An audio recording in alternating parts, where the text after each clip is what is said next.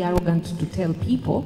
They really look at the happiness of your child, the academics, not so yet. This is their one chance to get out of extreme poverty, and I imagine you've seen it like with your BC kids. So the place of academic excellence, it is high. I don't think we will walk away from that anytime soon. I don't think it will stop mattering anytime soon. So for parents, it is an important yardstick. But then I have a different yardstick for different parents. The middle class parents, you know better. You really do know better. You work in places where the grade did not matter. Whatever the exam result was, you're not it. You will bear me witness nowadays. Not many people in many companies want to know what you got in KCSE. Sometimes you yourself even forget. So it was important to get you to tertiary, to university, the opportunity, the degree, but that has changed. Now we, the middle class parent, does know better. My shock is that even knowing better, we still fall to the same pattern. I work in schools across the board. That is the demand. Across the board, the Kenyan parent demands academic excellence that for themselves. It is sometimes not based on the who their child is, what they are good at, etc. It is just that.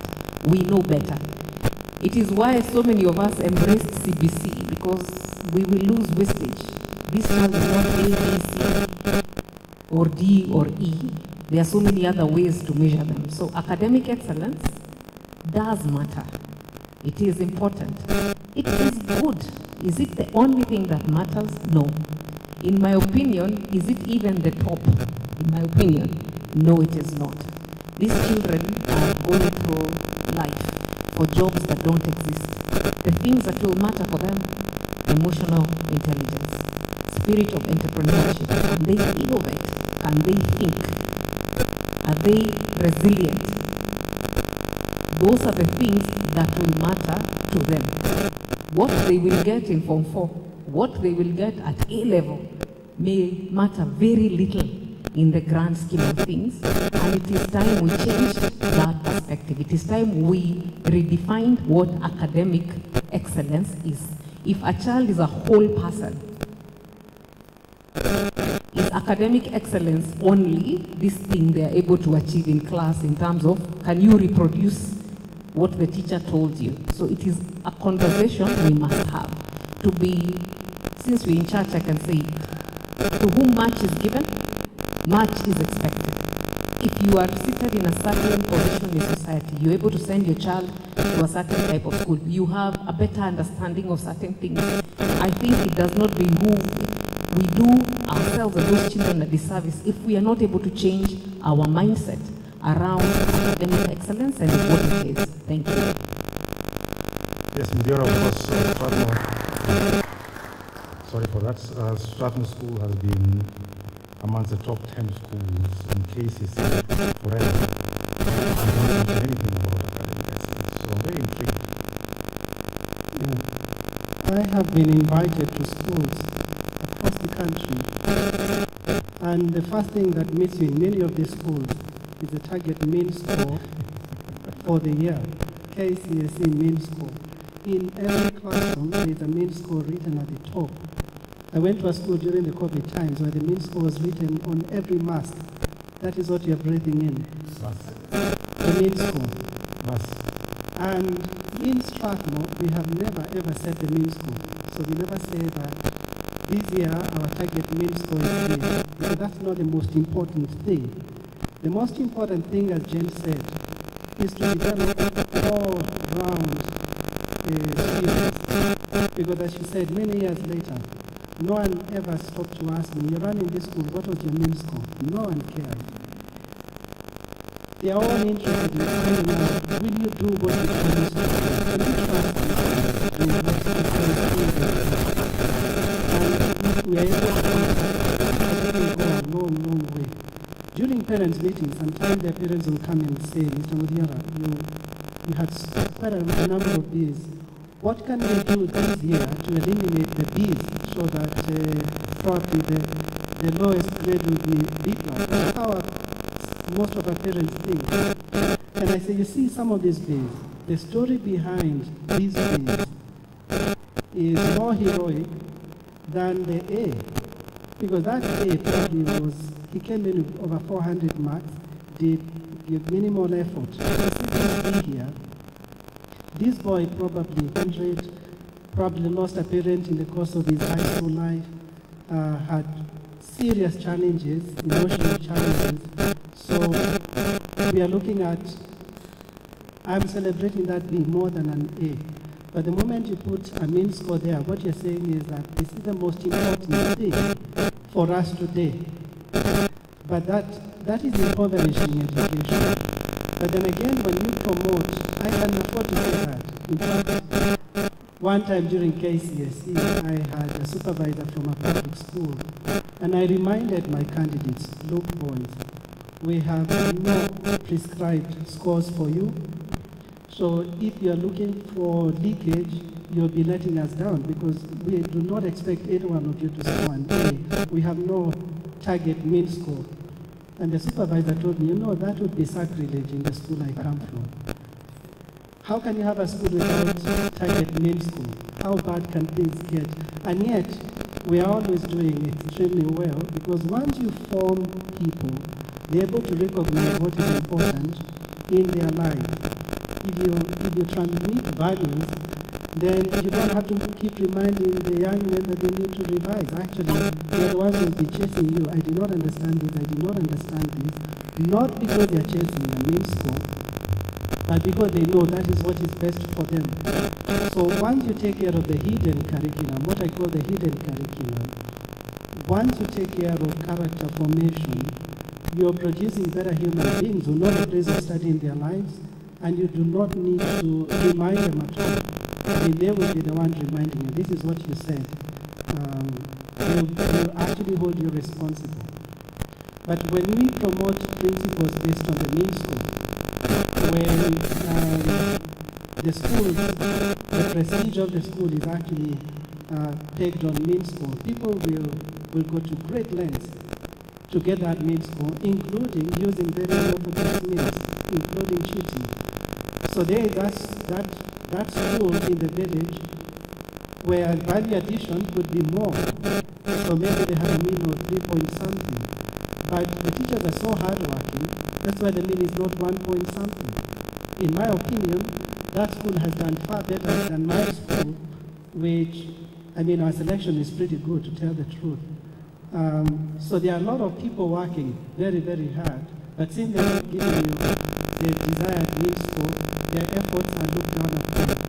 But ultimately, you see, if you do what is right, I think everyone else might forget it, but the students themselves will never forget.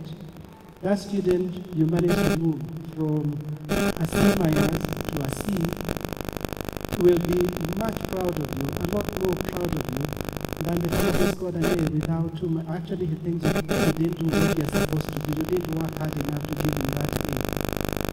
So as parents, we've got also to admit that our children are variously gifted. So I could have taken a boy to Mangu, to Anand, to Strathmore. I have a second son or daughter, but looking at their profile, probably they might actually end up suffering a lot more if I take them to the same school. Let's be realistic and take our children where the pressure may not be too much, so that they're able to develop in the other talents that they have, so that academics do not cannibalize on the humanity of our children, because that tends to happen sometimes. Okay, thank you very much. John, I'll skip you from Strathmore University because in the interest of time, but I'll give you the next question to start off with. Of course, if we had marketed this session as how to get A grades in KCSE, this place would be full, right? Because all the teachers will be here to see what is the secret that Strathmore is using to get those grades. Let's move on to the elephant in the room, which is the CDC curriculum. And John Obatogo, is Strathmore University ready for CBC students in the next 4 years? What are you guys doing? Thank you so much. I don't know if you'll be kind to just allow me mention one thing before I No respond problem. to that. You have the microphone. Yes, just to, in 1 minute, to mention something that we are very keen about.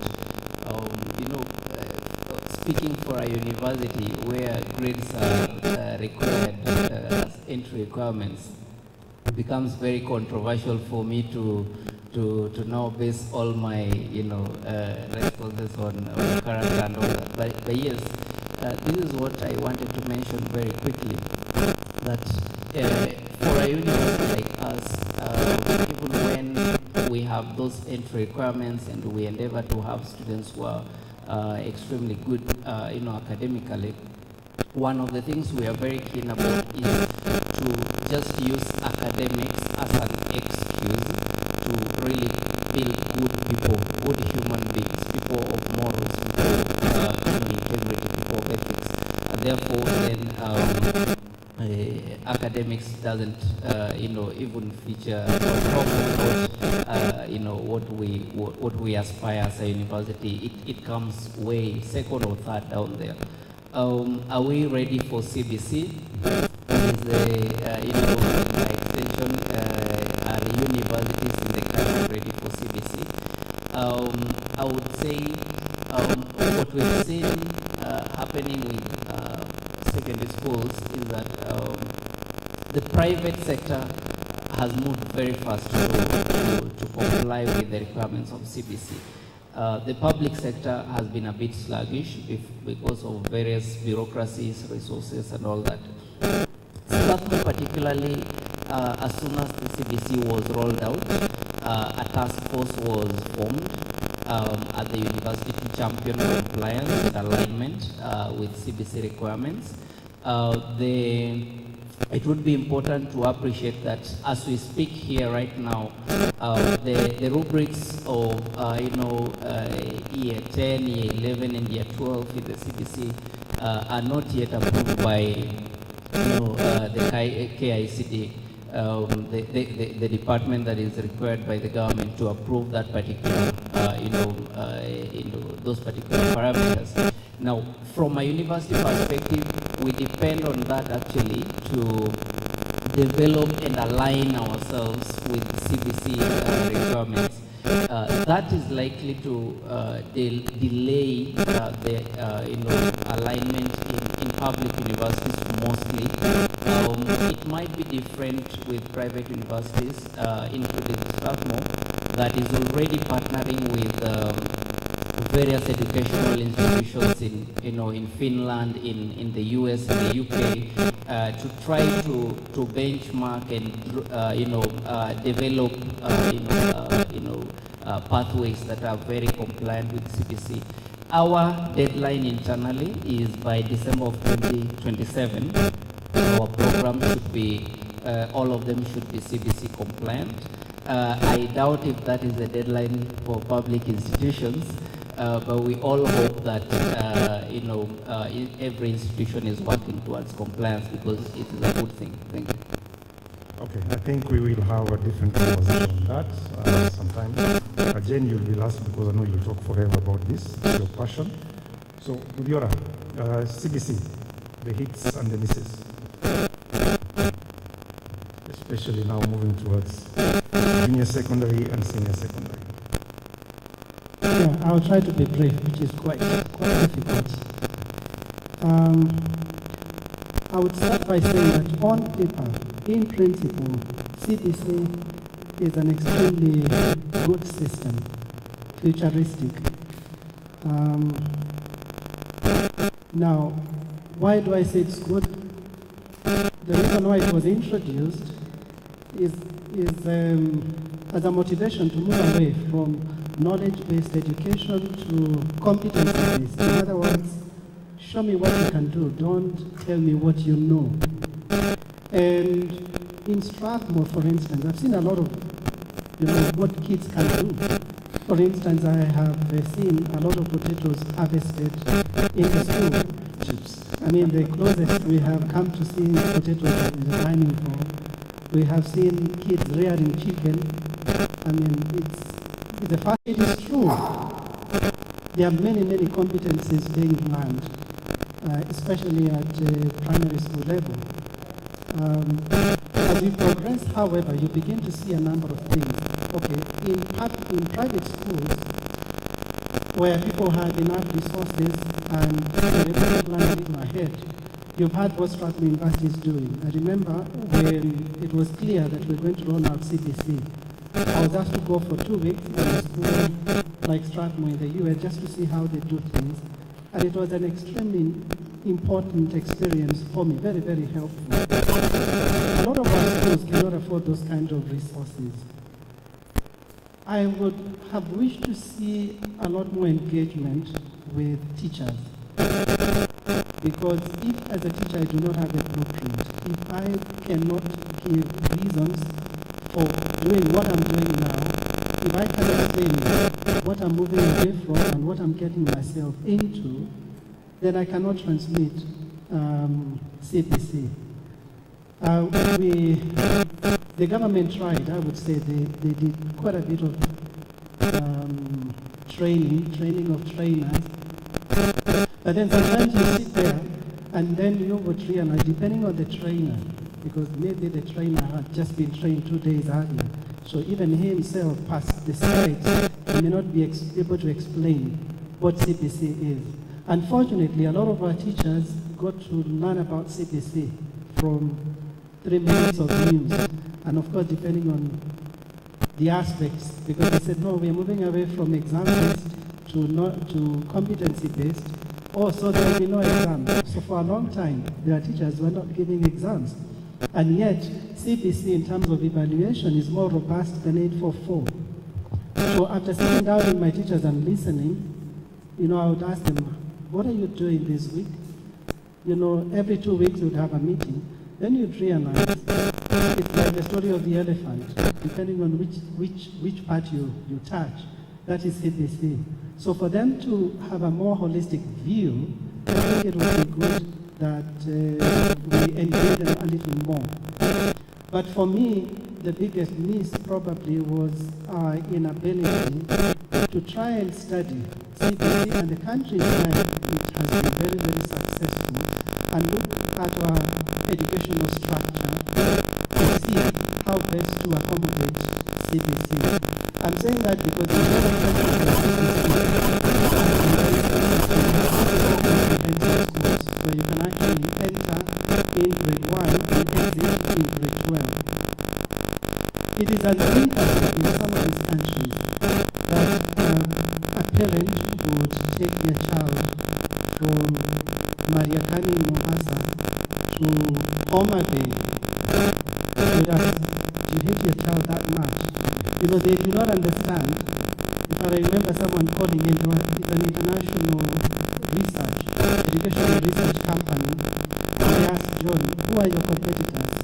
And I said, Kabarak. But Kabarak is 200 kilometers from you. So they just do not understand the dynamics. And as you can imagine, grade 7 was actually meant to be in high school initially. But then the thing is, a lot of our public primary schools are day. A lot of our good public secondary schools are boarding. So we needed to create a lot more space in high school. We tried commissioning classrooms, but by December, we had not created enough room. So what do you decide? Don't decide it in primary. We seem to have solved an infrastructure problem, but created a pedagogical problem. Because a lot of that content is what I did. I asked the teachers to map and rate the content, and a lot of it is actually high school content. So it would have been best to have it in high school. But then again now, we have the last group of standard 8. So next year there will be no Form 1. But Form 4s will be exiting. So all of a sudden we realize we will have a lot more space in secondary, and now we need to create more space in primary. So we have problem. The two high school teachers, head teachers are now asking for CPC. be designed to be a lot of seconds. Why? Because they have space. But then if you do that, you might solve an infrastructural problem, but you will create another bigger problem. Because one of the things CPC has done structurally is to align our education system to a lot of structure, to a lot of what is happening in other countries. It's like these bottles. Imagine you have a crate, bottles from different parts of the world, you want to put them into that crate. 844, in a way, has been a bit of a strange shape. So you want to fit it into a crate and it just won't fit because it's a different structure. But CPC, I think, is the right structure. But now we succumb to pressure, infrastructural pressure, then we end up coming into a bit of chaos. The other challenge I see, and it's a big challenge, is that we probably have not looked at how our teachers are trained. In junior secondary, for instance, you've got a subject called integrated science. It has elements of chemistry and a bit of physics. Now, it's supposed to appear as a subject in the timetable taught by one teacher. The truth of the matter is that the way we train our teachers, you'll find someone who's trained to teach physics and math, chemistry, biology, chemistry. So if you ask one teacher to try to teach that subject, there's some elements of it that you'll be learning just ahead of the student. And I can say by grade 9, the better of the students will actually be ahead of the teacher. And it can be a bit of a tragedy.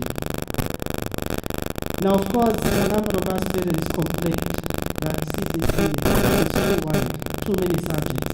There were 12 core subjects and 1 to 2 electives, which is not much of a difference to what is happening in Form 1 right now.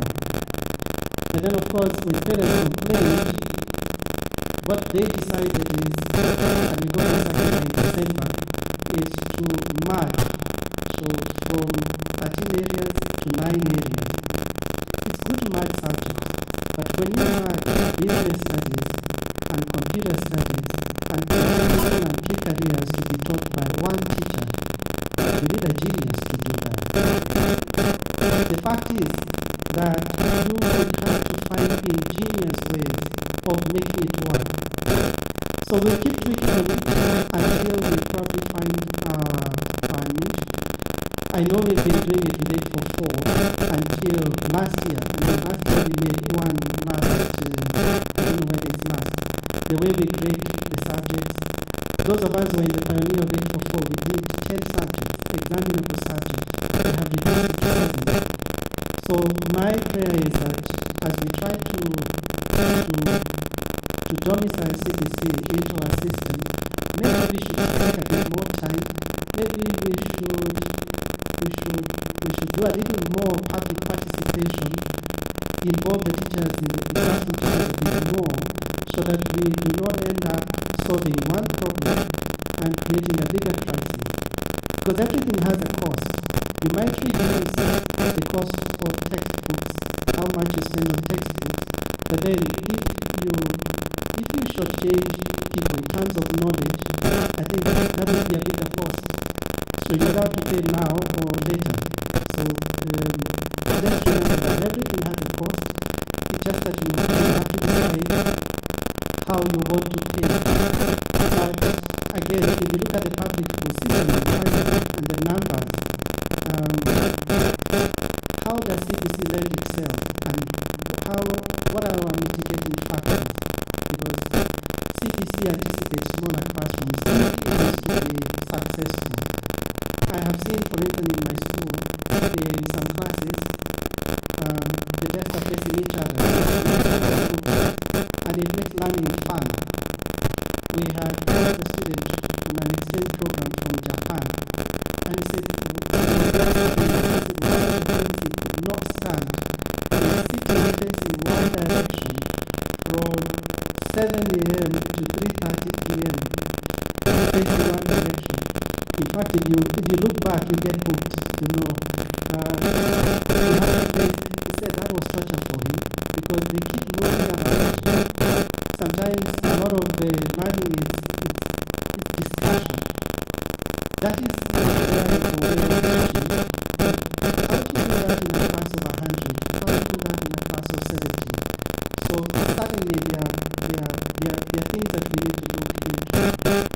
Firstly, the Kenyan teacher, there's one thing he understands. Show me the exam and I'll tell you how I'm going to teach. So is the exam competency based? If it's not, you can forget about competency. Is this exam going to be used to determine who goes to Alliance, who comes to Strathmore, who goes to any other school? If it is, and we are going to be sharing short answers, so we are not moving away from knowledge based. So we have to be creative enough to see how the exam system can be made more competency based. Otherwise, 844 came to solve the same problem that we trying to solve now. And in the end, we ended up being more knowledge based. So if we don't do something about CBC and especially with the exam system, we'll still go back to, we'll call it CBC, but we'll be doing something totally different. Well, that was very exhaustive. Jane has sat in very many of those meetings with Ministry of Education,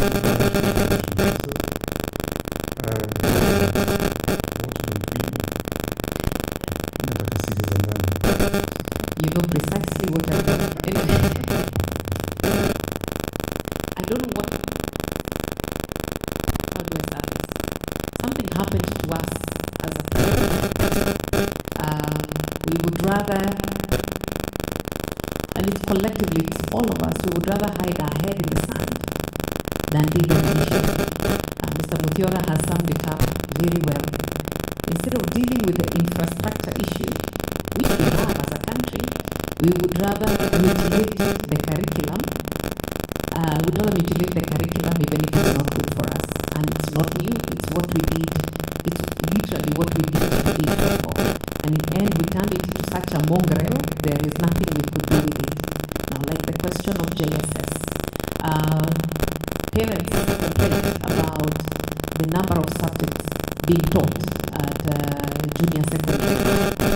Quite a number of those parents pulled their children out of CBC and brought them to IGCSE. And I was in true and utter shock. I still am.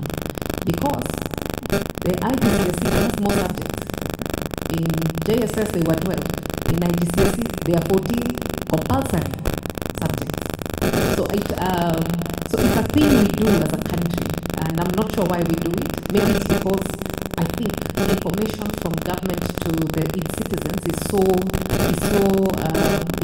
almost non-existent. So you're finding out from the news years of primary school in 844. We were the odd one out. We were one of the few odd one outs in the world. It is not good because in high school is where you introduce high order thinking. And we were waiting too long. We like to tell ourselves our story in Kenya that once upon a time we were the same as Singapore. Nothing is further from the truth. Singapore fixed their education, their secondary education in the 60s. They made their education, their high school education period longer. We shortened hours.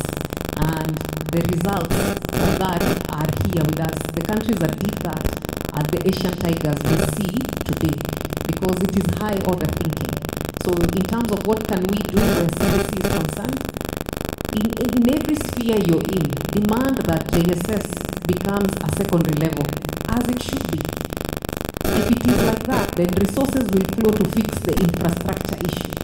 But to keep fixing the infrastructure issue by mutilating the curriculum, it is such a disservice to our children and their children and the children that will come after. Look at the kids, we complain about graduates and the skills they have. But in 2005, we removed all art, all music, all tech from 844. We are dealing with it now. So it surprises me that as a country, we cannot see the graduation from the things we do and the effect that they have. So in your own spheres, the behemoth that is Fatma, speak out about how difficult it is, the impossibility of teaching integrated science, because you need two teachers for that. If we deal with the situation as it is, then that will be fine. We may have challenges, and we will have them. We have space challenges, we have teacher challenges. But the one thing we got right was that written curriculum. If we could do what it says rather than keep tweaking it to fix temporary issues, because we domiciled JSS where we did, and then we have the situation Mr. Muthiora has spoken about, which is the classrooms are becoming empty. So what do we do with that? We already did that. What do we do next? So it is that. Is there hope? In my opinion, there is, because in this country we've been very blessed. Everybody can speak loudly and loudly, and nothing will happen to you. Speak up for your children and for your children's children. Speak up and demand that this curriculum stays as is. Let government point its resources towards infrastructure, towards, most of all, equipping the teacher. If there is a lesson I learned, I am not an educator. I fell into this industry quite by accident.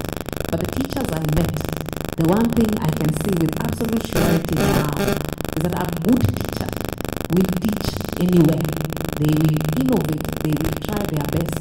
If we don't have resources for anything else, can we at the very least train teachers, because they will try to do their very best where they are. Let us also demand that secondary stays as is. Let us also start thinking around what senior secondary looks like. We may not be in control of what government chooses to do, but these children are ours. If you have a child in junior secondary now, they are headed towards senior secondary. Have you started a conversation around subject choice, around what their career will be? If the school your child is in cannot afford the resources to get someone to come and speak to them, amongst you as parents, you know what is required of your profession.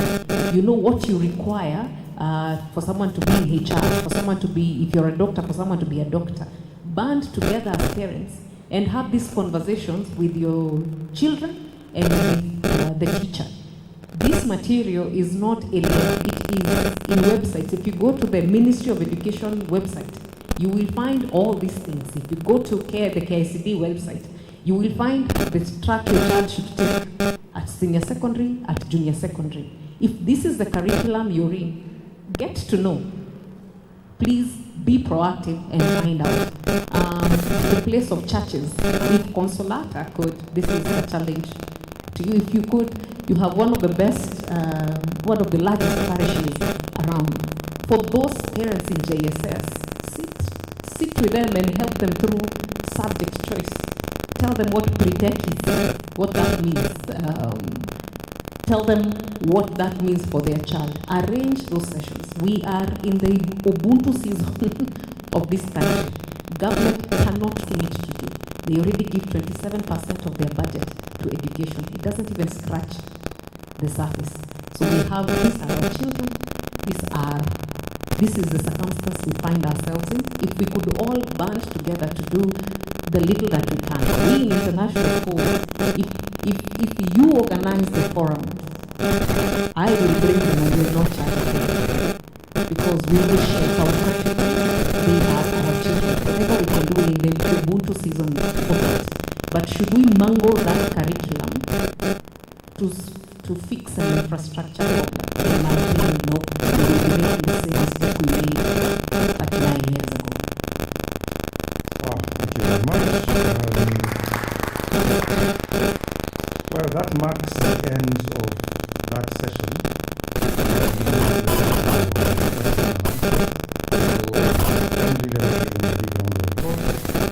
For the good work. Very, very insightful. So this is how we'll go. We only have about 20 minutes because I think we overrun our time. I will take 3 questions at a time. So there's a mic going around, just raise your hand. Also, I need to say that some of the questions we cannot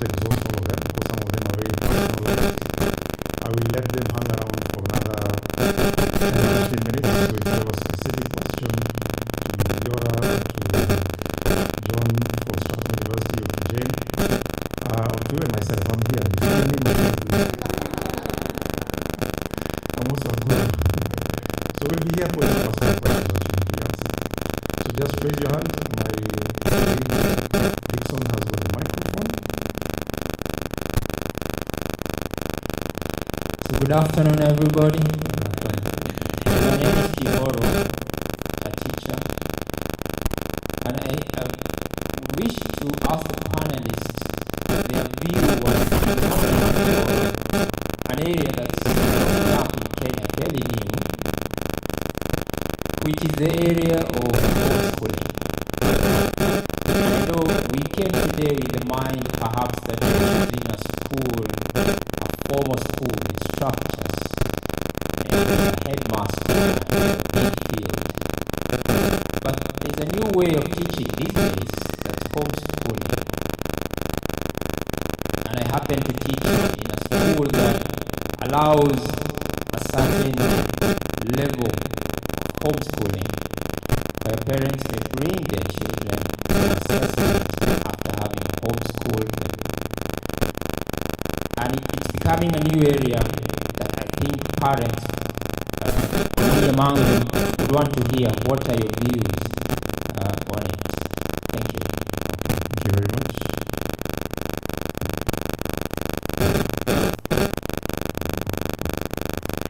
Good morning, all. My name is Maureen. I want to ask two questions. First, I'm glad I was here today, and I have learned a lot on choosing schools and what to look into. I wanted to ask Mr. Oko, does Francis University actually take children who have finished year 11 and they're 16-year-olds? I would just want to know how that admission takes and what they are able to do. And then secondly, I would just speak to Jane about BTech, which is now ongoing in international schools. What grade would Strathmore take for BTech? You're done with your 2 years of BTech. How would you grade the admission for somebody who wants to join Strathmore University? Thank you. Okay, one more. Good afternoon, everyone. I'm Mr. Dennis Omolo. I teach English, and I have very many questions, but I'll only ask one. Yeah, one of the biggest issues I've always had with CBC, I teach it. That doesn't mean I don't have an issue with it. Is the fact that under 844, I'm a teacher of English, but I qualify to maybe work in a bank. I can do my photography. We are very, very flexible. But CBC throws a very young person at grade 10 into making a very difficult decision about their lives. Someone who might not even know themselves yet. Yesterday I received a call from my niece who is in grade 8, a very young girl. She wanted me to sit down with her and start thinking about careers. And I remember myself being 15 and not knowing what I wanted to do. So, question, isn't it probably too early to think about a career at that age in grade 10? And two, I'm thinking to a very, very narrow kind of work in future. Let's say someone only did the sciences, done 30, and then they can't do anything else. And related to that, just because someone is doing well in math does not mean that they need to pursue a math-related career. So how will that work? The repercussions of that. Thank you. Thank you. So we'll take those. I'll take the homeschooling one. Then Strathmore University, John Oko, you have what? Year 11. Jane, you can mention something about BTech.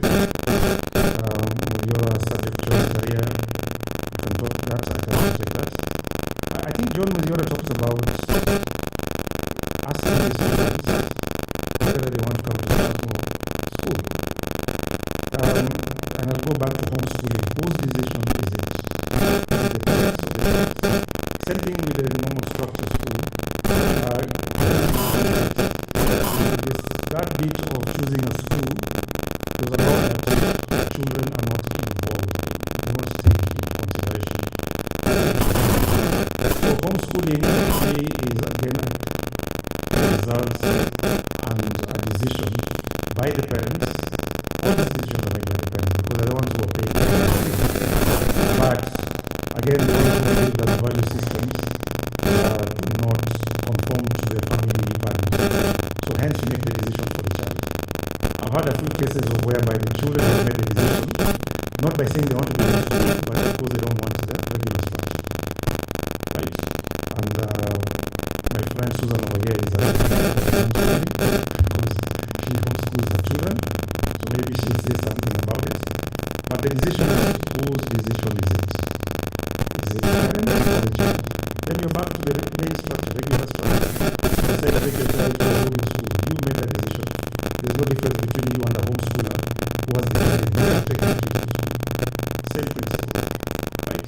So till the time which we tie to what Dennis has asked, the children are involved in the decision making. Then it becomes a patriarchal and parents' decision. John Ogo, year 11, Stratton University entry. Well, this is a very common question I meet everywhere I go. Generally do we advocate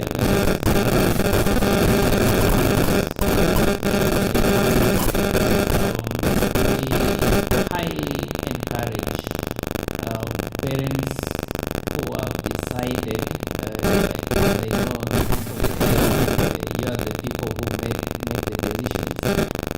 If you ever decide to take your child to a system that is Cambridge or a system that is O-level, please allow your children to complete high school. I find I meet a lot of times parents who, number one, and my apologies for this in advance. You didn't do the system yourself. You have done very little to understand the system. Because you can afford, you decided to take your child. So you don't have information. You don't have how, you don't appreciate how the transition of this child is going to happen. Some of you make very interesting decisions. Your child was in system A of education, then all of a sudden, because you have decided for whatever reasons goes to system B, you do zero checks. You don't check on what is the effects, repercussions, or the consequences of that particular change, whether it is in terms of the time loss or in terms of finances and all that. And therefore, in another 1, 2, or 3 years after the change, you start firefighting, and now even making horrible decisions after that. If you have a child who is doing the IGCSE, MYP, PS1, or whatever system that is aligned to the British system, allow that child to do year 11, year 12, year 13. It is only that time that they are ready to join universities.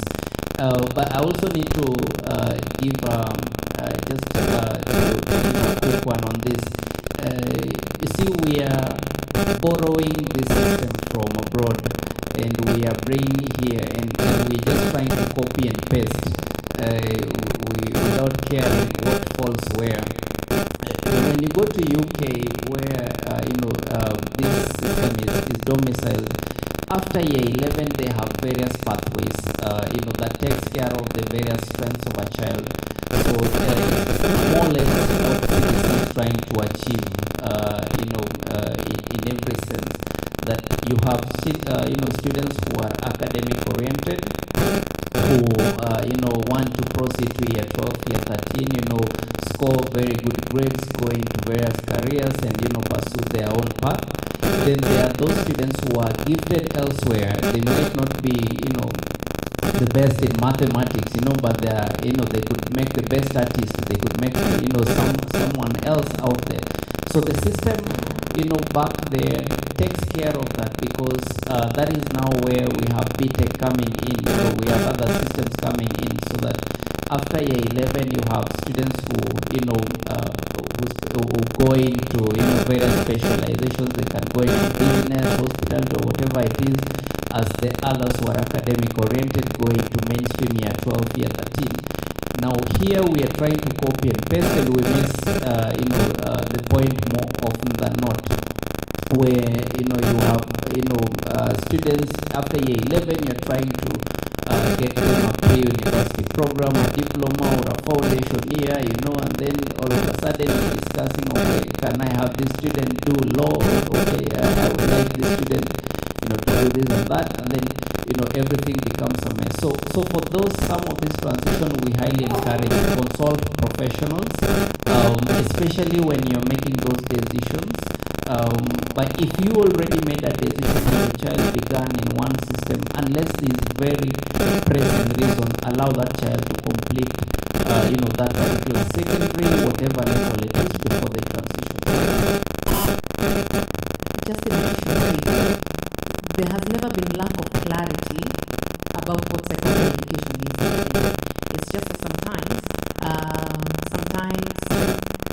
there was a lacuna in the law back in the day, and a lot of parents saw an opportunity to move their O-level child to have them do a university course. But the law is that they must finish secondary. A-level is for IGCSE it is A-level, for IB it's IBDP. For the Americans it is AP, and they have to finish the 12 years of education. Whether they sit the recipes is different altogether. What I'll do is I'll send an article to Cliff to circulate on your whatever they are. They are just assessments that children sit through for every system of education that is not 844 or CBC. Look through it, let your child finish. Now, in terms of equation and recognition, your question on BTech, we've had this conversation, we've been having this conversation with government for years. I think we're about to conclude it within the next 2 months. You will note that the ministry has put out a call for public participation for the revision of very many pieces of legislation. I think that happened on Friday. So within 2 months we should be clear. But the body that should ideally equate and recognize all these qualifications for BTech and so on is NEC. There is a court case to that effect. There is a conversation ongoing between NEC and the association and the exam board. We just got a bit sidetracked when KMQA came in through the door. So all those children of the ministry fought. And as always, when they fight, it is the grass that is hurt. So that conversation should be concluded, and hopefully within the next 2 months.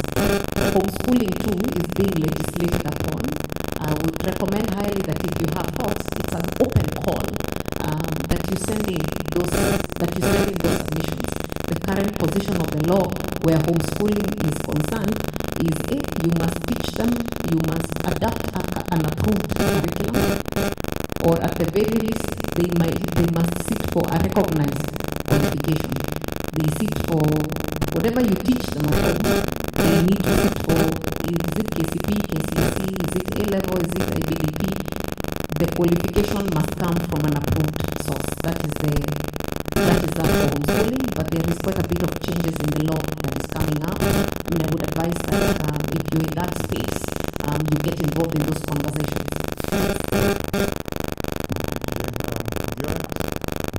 So there was a question around the choices. I want to give you a bit of a background.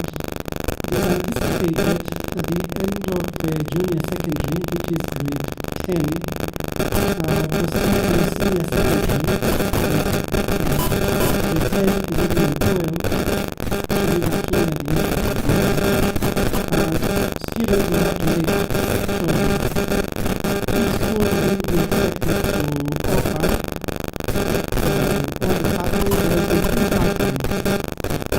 your son or daughter would be able to go and study either sports and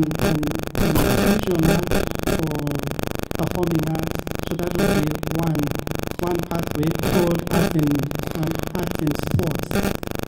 So you can, in that pathway, there will be 3 tracks.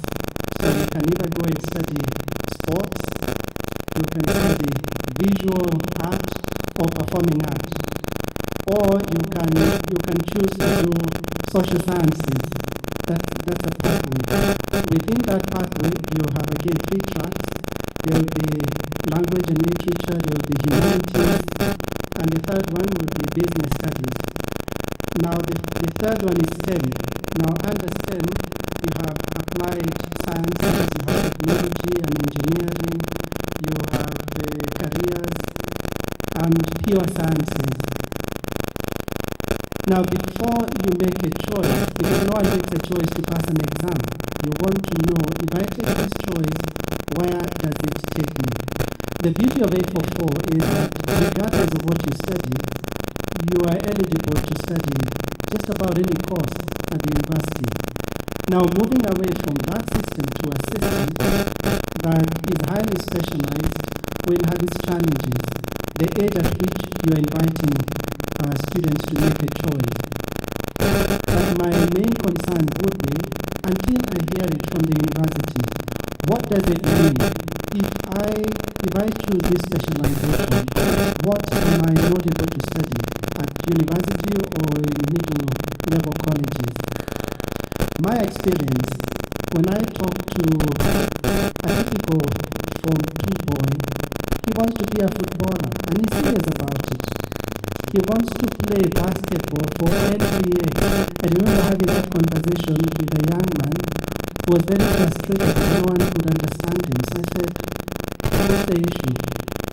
I'm not interested in studies. I want to grow my sporting career. I want to play for NBA. Then I looked at this fellow. Of course, you can't tell him that no choice, no chance. I asked him, have you watched a clip of a typical NBA game? Can you describe your average NBA player? Oh, he's very, very tall. I said, what do you plan to do between now and next year? He said, now, Mr. Mugere, you're making fun of me. No. I mean, are you on the school team? No, but I'm making progress towards that. So here is a young man who is not even in the school team, but who is obsessed with sports. He would jump at any opportunity that offers him that chance. And I think it doesn't matter how many sports you learn. If you're not a good sportsman, learning sports does not make you a good sportsman. If you're a good sportsman, not learning sports will have disadvantages, but it may not take it away from you. I have students who have gone to Strathmore, they've gone to study, say, engineering at the university, they are playing rugby for the national team. So we have to be a bit careful until I see what the universities have to say about this specialization. What happens to a young man who chooses this specialization, then realizes that I would have wished to study business studies or something else? What does studying performing arts mean for me? Especially what am I not able to do? I am not too sure that the universities at this point are able to answer my question. But as a school, these are my personal views. Until I see what you're able to do with your choice at the next level, I'll hold my horses and probably just walk the straight and the narrow. I know where STEM will lead you. I know where pure sciences will lead you. And until, again, I have done enough career education, I have involved the parents, and I have explained to them, this is what it means for your son. This is a choice he has made. Because again, looking at junior secondary, there are some students who have taken to creative arts, like visual water, and probably he's made up his mind, this is my career pathway. If you have reached that level of clarity, if all the major stakeholders are with you there, I think then we go ahead and make that decision. But in this country, we are always making last-minute knee-jerk decisions. So right now, I've not had anything from the university regarding what are our expectations, how long, how much accountant do you need to have taught for this young man to come and pursue this course? Until that happens, I think it will be very difficult for the school to make that decision. Okay, international schools do this. Of course, international schools do this, and then the rest of the world has done this for a very long time. I think it was the way it was explained, and then the very real fear that our universities will not respond properly. But typically, career and subject choice is not a box. It's not a everlasting box you can never get out of. It is a good mix so that within a range of careers, you have the foundation to start on. So that within the range of careers, if I want to go into medicine, I may not become a doctor, I may become a nurse, I may become a radiologist, I may become an oncologist, I may become whatever it is. But for all those, I will need biology. It's just the way I think we are explaining it.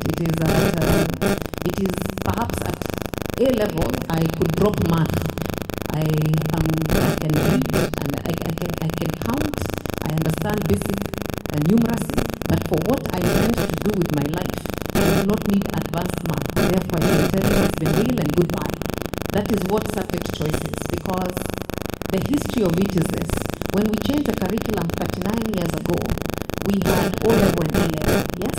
So a child at O level, they had been sifted.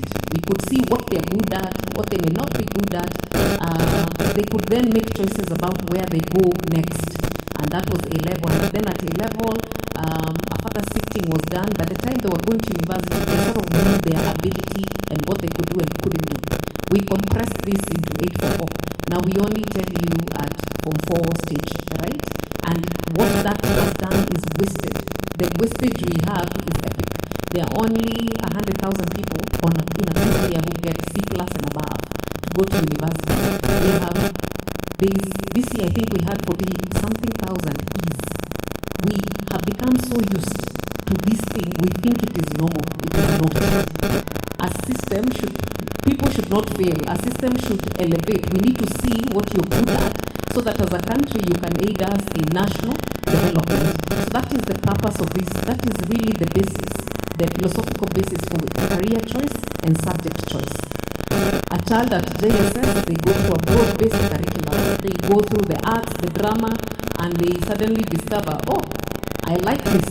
I have a passion for this. I am good in this. That is the purpose of that. Then they sift a little bit more at senior secondary and make choices.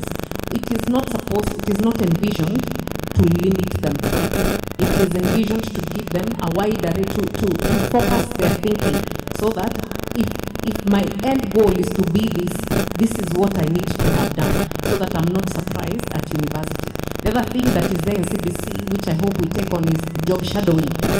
We do that in international schools. There's no reason, there's no reason why we shouldn't do it with CBC. And job shadowing is just for whatever it is. If I imagine I want to be a doctor, I go shadow a doctor. I go see a lot of blood. And that is true. We always imagine that kids will fall into the doctor, lawyer, engineer thing. The number of students, A-star students, who have decided I will be a doctor. Then the day they go shadow at a clinic and see the go and the blood and decide, that is not for me. The number of students who go and see an operating plant, because engineering is not academic, right?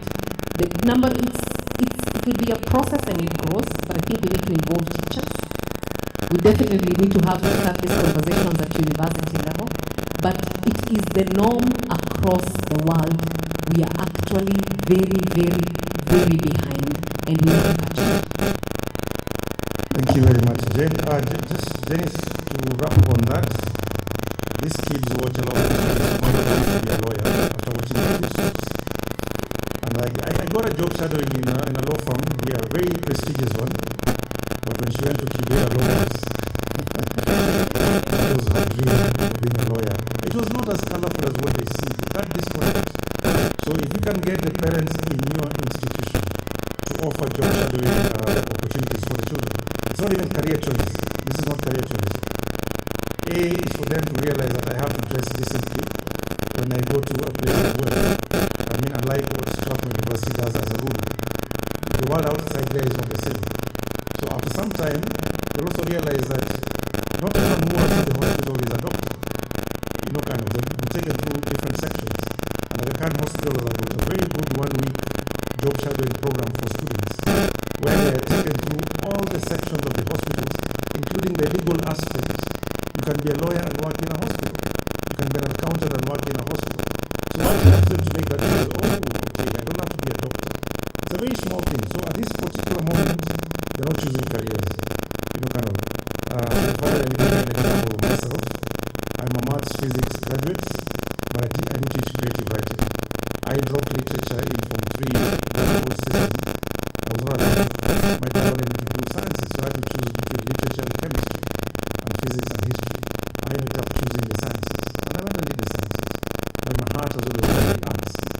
So after teaching the arts, the sciences, what have I done? I've come back to my first love. I'm doing what, and I'm not really that paid. However, if you've got a passion for something, the career, everything, I mean, go back to the software. Okay. So we take the last 3 questions, Victor, and Rops. Sure. You want to make a comment on homeschooling? Because I know you need to go. You're having fun. Yeah, I was meant to go, but first of all, I think I just want to comment, and I want to say congratulations. I think that this is an incredible forum. My name is Susan Knapp. I'm an educator with 30 years experience, and I started my educational career here in Kenya, where I spent 10 years and where I never thought I would leave. I've subsequently taught all over the world. And last year I moved back to Kenya with my 2 youngest children who I homeschool. My oldest 2 children have been fully through formal education all over the world in schools where I've taught. I actually moved back here because I believe Kenya has the answer to the world's problems. And I think educationally you have this incredible knowledge and this incredible power of insight of what other countries have actually done wrong. You know, and so as entrepreneurs, you can then tap into that. So for example, in Australia at the moment, which is where I'm originally from, our universities that are promoting their courses for native Australians offer you entrance based on your E. And that's now their marketing strategy. Because native Australians no longer believe in the ideology of institutionalised education, and therefore we have massive levels of school refusal, and that then has a massive knock-on effect for the business of university.